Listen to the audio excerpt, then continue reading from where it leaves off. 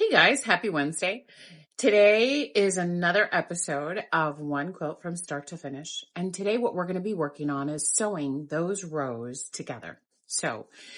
If you've been following along, you know that we've gotten to this place where all of our units were made. We put all of our rows together on the design wall and figured out how we wanted to put those colors in and where we wanted those blocks to lie.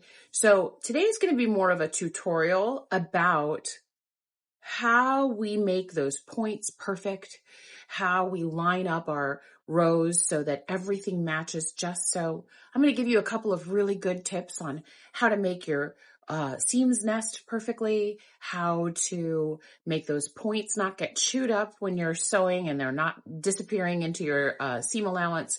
So with that in mind, we're going to go over to the sewing machine and we're going to get started on sewing some of those rows together.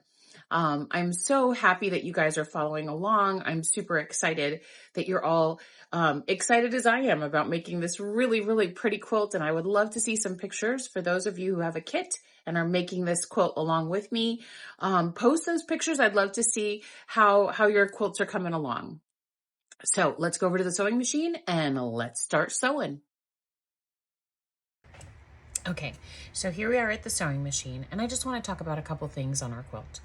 So there are rows that are just one unit, which is one of these, let's say, or one of these, let's say, 1 unit wide across. Those are pretty easy to sew together. We will talk about those too.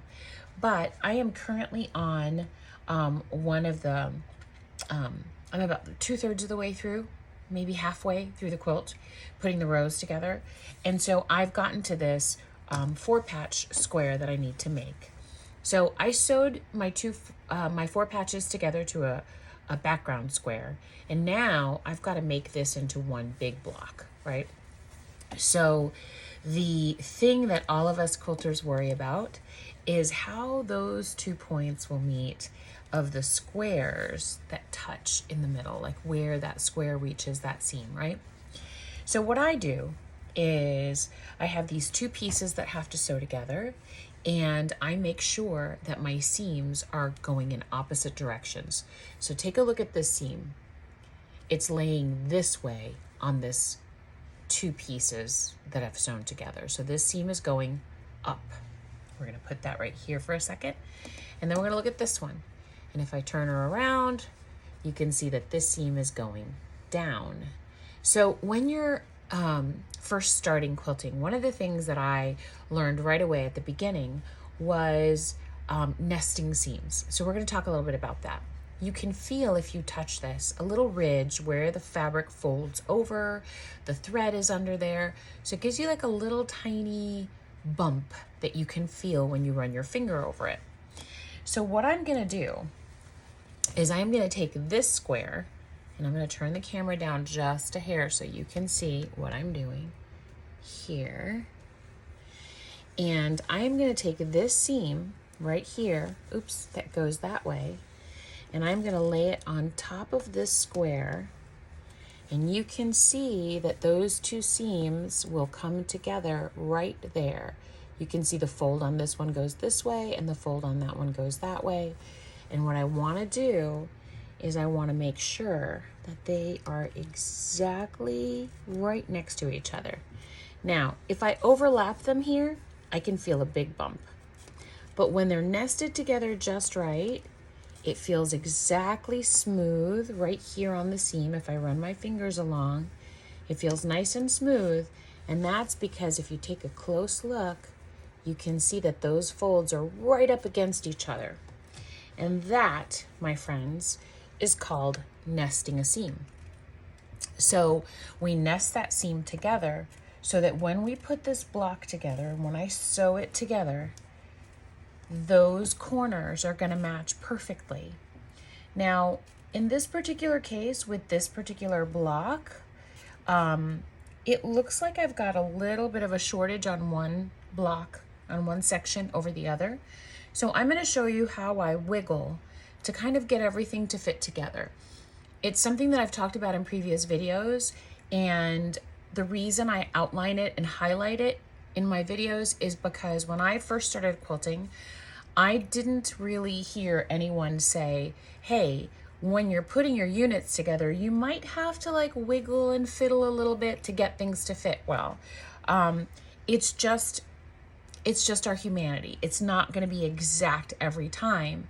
So our 1/4 inch seam on our machine is super, super important, and consistency is super important. So you're going to want to make sure that you have set your machine up to sew a 1/4 inch seam. Now, my machine has a 1/4 inch seam setting, but I don't use that. What I did to set mine was I took some scrap fabric and I sewed a 1/4 inch seam-ish where I thought it would be, measured with my ruler, move my needle, bump it just a little bit, sew again, measure again. And when I had that exact 1/4 inch seam setting, I saved it as a favorite stitch on my machine. Now you may not have that option, but if you don't have that option, there are many other ways to keep track of that 1/4 inch seam.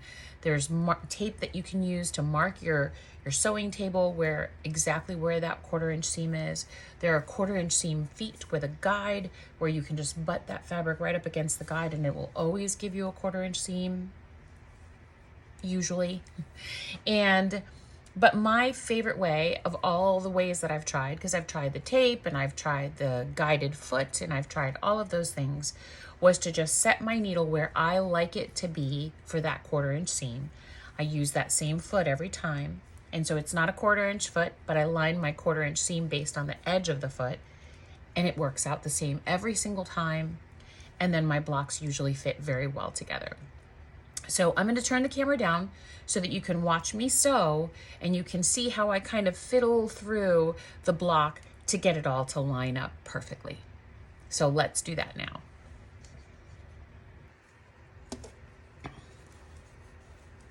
So I'm going to line up my top corner. It's nice and lined up and square. And I'm going to start to sew.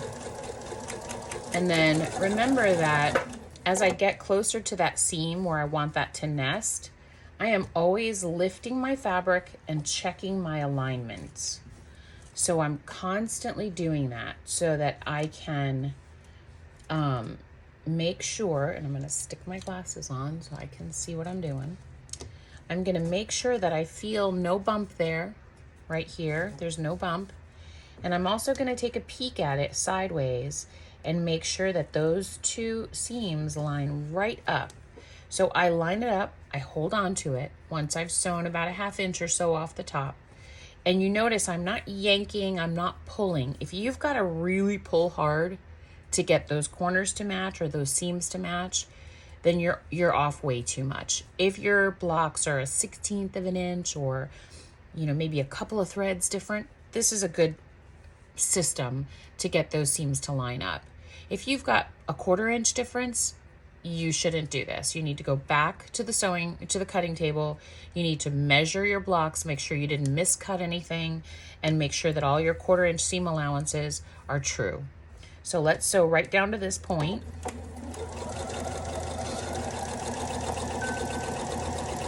And I kind of use my fingernails as a stylus. I don't think you should do that. You know, be super careful. But now I'm past that part, and I can see that I still have maybe about a 1/16 of an inch difference here. So I'm just gonna gently tug on this, just gently, so that it lines up. My bottom two pieces line up here. I wanna make sure it's nice and square. And then I'm gonna continue to sew. And I like to just smooth everything out. I don't hold it down too tightly. I make sure that it's just gentle pressure. And I sew along.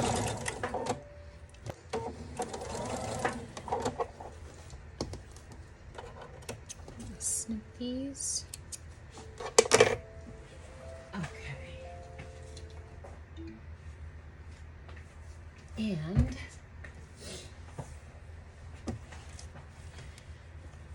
okay, so we're gonna open that up and take a look right there.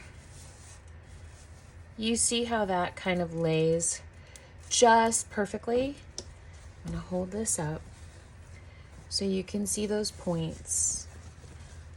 And you can see that they come perfectly together. That is what happens when you nest a seam. Hi, I'm back. So that's what happens when you nest that seam just that way.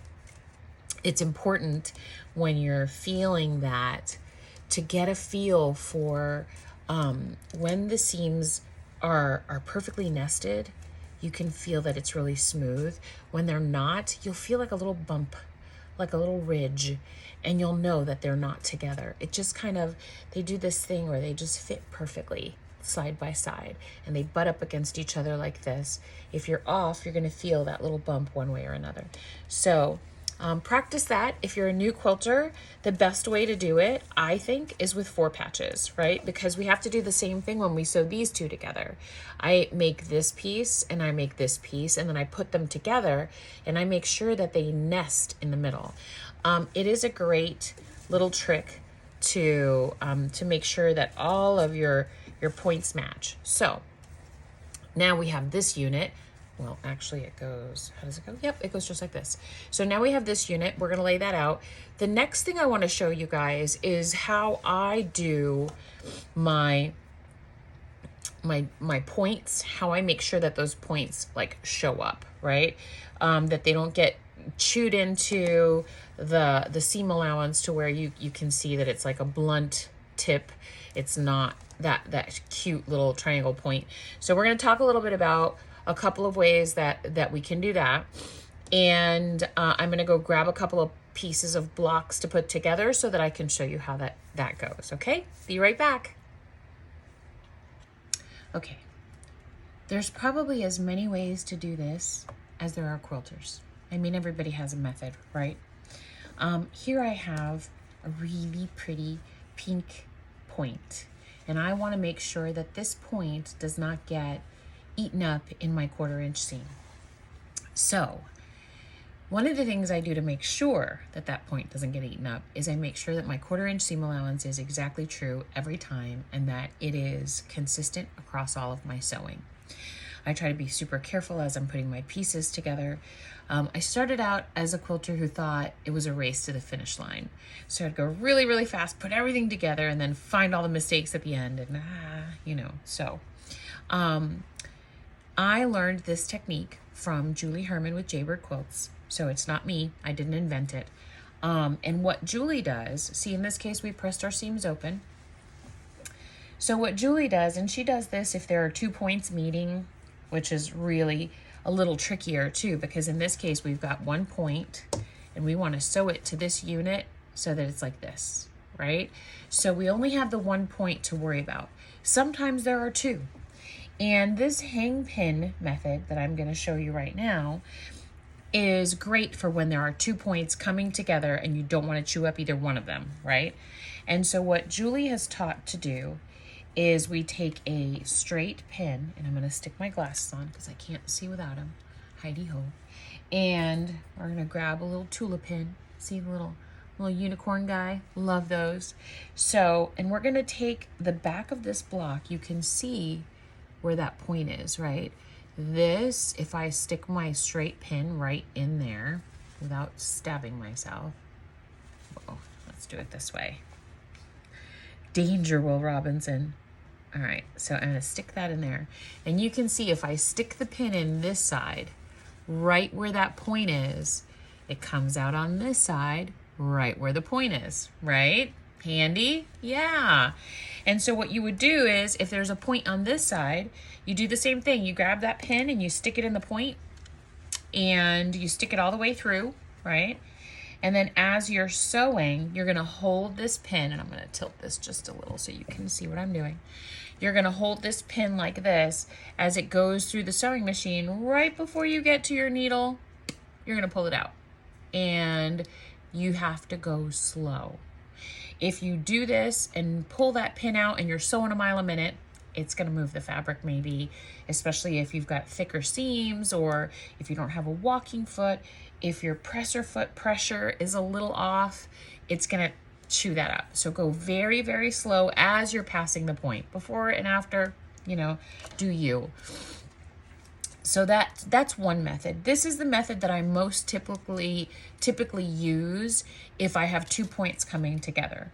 In this case, this particular block is a bit easier, so I don't really have to worry too much about it. This is what I love about the shipwreck pattern.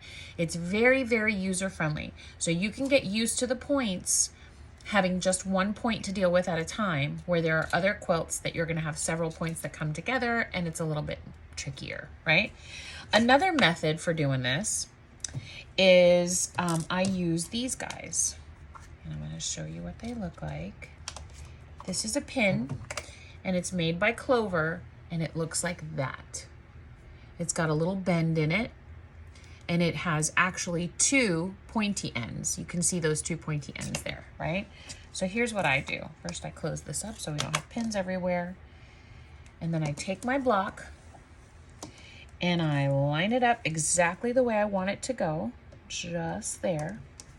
And the cool thing about this pin with the 2 legs on it is that you can go on either side of the seam and pin your block. They're super thin too. They're very, very fine. And I just pin it just like that. Okay, so I had to pause the video. I got an unexpected visitor. This week is our local shop hop, so I have people kind of coming and going. But as I was saying, this is how you would use that pin. So see how I have put that pin where the seam goes right through the middle, right between the legs, right? And then I need to make sure that the rest of the block is lined up. Now, speaking of pinning, if you're a beginner quilter and you have not really put a lot of rows or blocks together, pinning is your friend. It takes a little longer, but your accuracy will be better because of it. I do not pin the entire block anymore, but I used to in the beginning. And so what I would say is grab some pins. If you're going to use your 2-legged pin, I'm not really sure what those are called. I'll have to look it up and stick it in the comments or in the notes so you can see. I'll find the name of it. But it's a very fine pin. It's got that little bend in it, and it's got the 2 sharp points to it as opposed to just the 1. Then what I'll do is stick a pin in the beginning, right at the top of the block, and line up the bottom here. Maybe have a little wiggle that I have to do to kind of stretch it a little bit. Make sure that they're even. And then stick a pin in this one as well. And because I've pinned it, I know it lines up well. I can just slide it right into the machine and sew right through. So pinning is your friend. You know, pinning helps. Move that light out of the way there so you're not staring at it.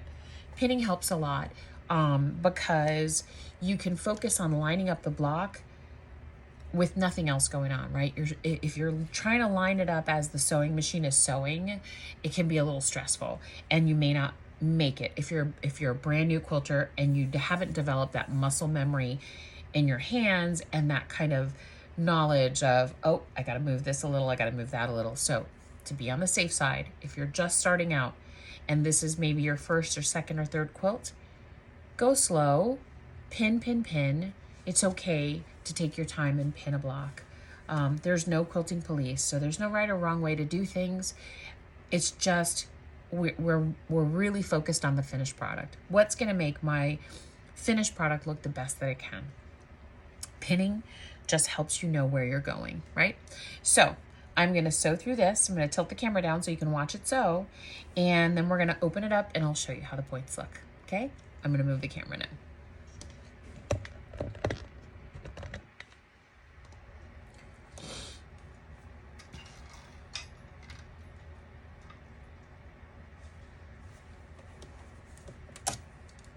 Glasses on, and here we go. I never sew over pins. I know some people do. I do not sew over my pins because, and that I didn't go over that. It was just kind of off to the side there, because I'm terrified to hurt my sewing machine. That's the honest truth. I know that, you know, I remember my grandma sewing over pins, but I just don't have the emotional fortitude to do it. So I pull my pins back so that they're out of the way of the needle, but I don't completely pull them out until after I've sewn through. So here I go, I'm going over the point. And can you see how slow I'm going? Yeah, that's how slow I go. I don't know, you know, some folks might have it easier where they can sew right through and it comes out perfect every time. And I love those quilters, whoever you are, love ya. Lots of respect for you. But for me, I have to go super slow. It's worth it to me because then I don't have to pick it out and redo it. So stick this pin in here. We're gonna take out our little two-legged guy here, put him back in his little box. And then let's see the big reveal. Ta-da! Look at the point. So can you see? That looks perfect.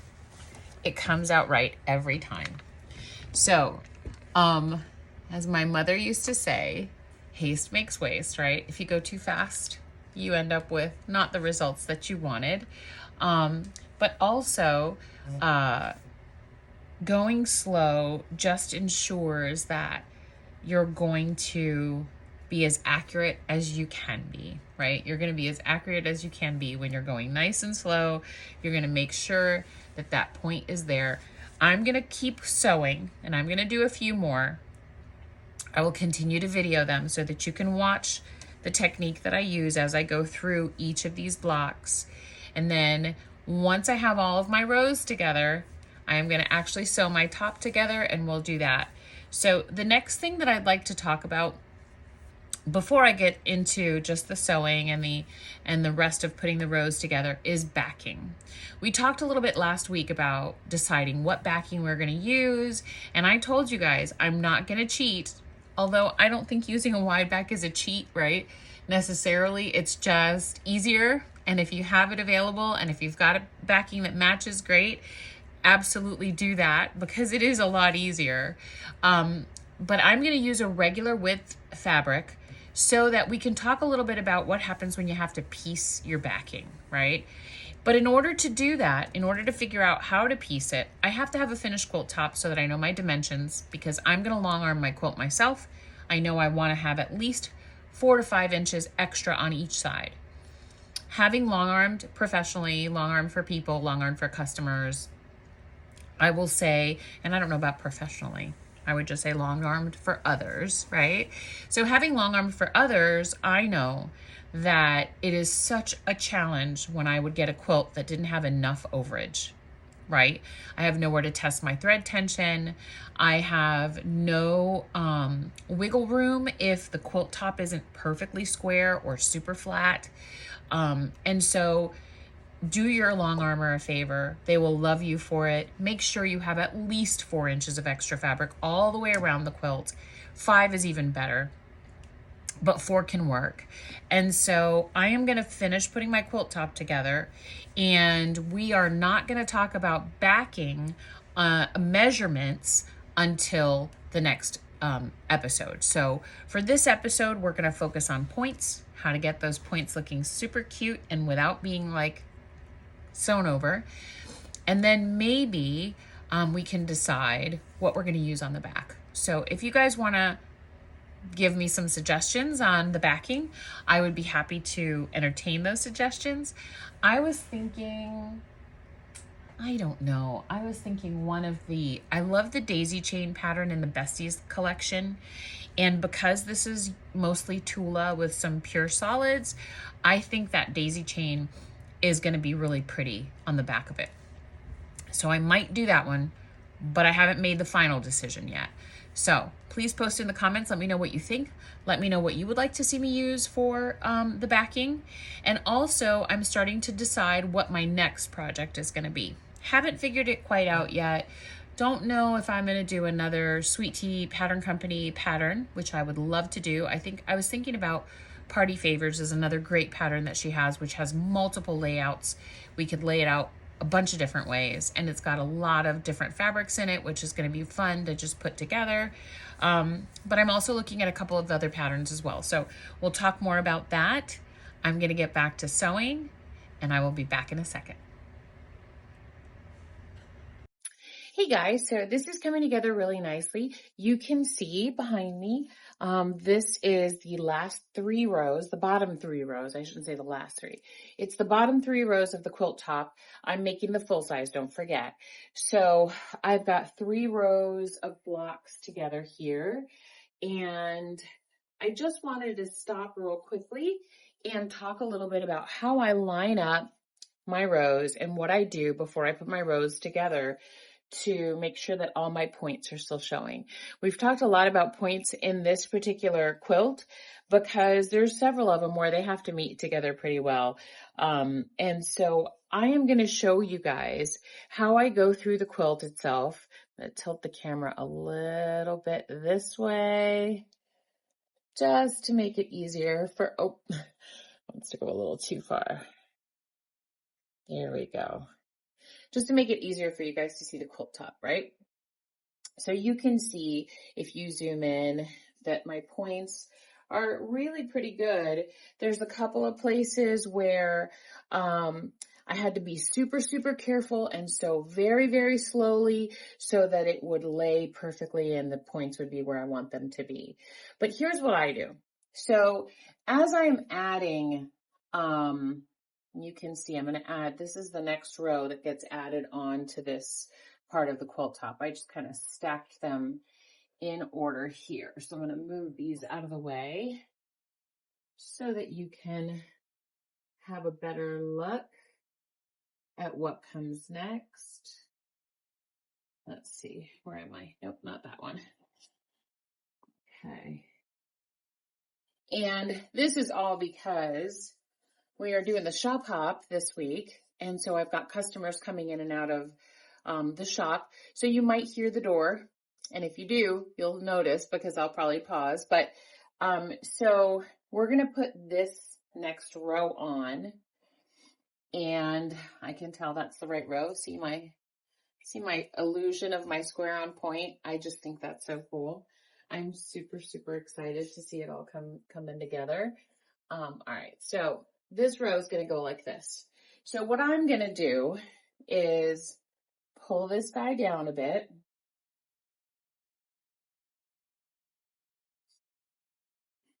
And then I am going to flip this over and I am going to actually pin each seam exactly where I want it to be. Now, one of the things I want to mention too is that as I put my rows together, as I put my blocks together this way, I do not press the seams. So I will put all of these pieces together in a row and I don't press until I'm ready to put my rows together because I want to try and press where I can nest the seams as much as possible. It's not always possible. In some cases, you'll have a block like a 4-patch here that's got multiple seams in it. Can't always press them all in the right exact direction. If anyone else has a tip on how to do that better, I totally am so with it because that's one of the challenges that you face as a quilter.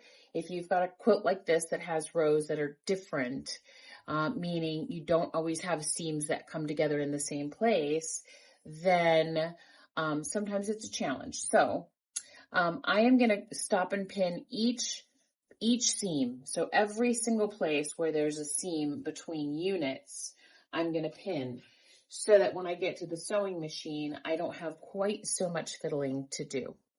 So I'm going to pin these, I'm going to sew them together, and I'm going to keep assembling this quilt top until I'm all done. I hope those tips help you. I hope that you get something out of them, and I will see you when we're cutting that backing. Okay, so I'm just about done pinning the entire row, and I'm going to take this over to the sewing machine. I'm going to put it together. I'm going to add the rest of the rows, and by the time we come back for next week's episode, the whole entire quilt top will be done. I'll be able to measure and get a measurement for our quilt back, and then we'll be able to cut and piece our quilt back together. And then we move on to the fun part, which is the quilting, right? So I know that not everyone has a long arm, so I will talk a little bit about how to quilt this on a domestic if you are so inclined. when I first started quilting, I did, I don't know, maybe 6 or 8 quilts on my domestic machine before I found that my local quilt shop rented long arms by the hour. So it can be done. There are some little tips and tricks to quilting a quilt this size on your domestic, and we'll talk a little bit about those. We'll get the back cut, and then we get to move on to a new project, a new pretty project once this is quilted and bound, and we'll have a lot of fun getting that done too. Guys, thank you so much for your support. Thank you for hanging out. Thanks for joining me on this journey. I know that some of the videos are, you know, a little amateur, let's say, but I really enjoy creating this community with you. I love hanging out with you. I think we have a good time, and I love all the comments and all the messages. Thank you so, so much. And I look forward to seeing you guys next week on One Quilt from Start to Finish. Thanks, guys.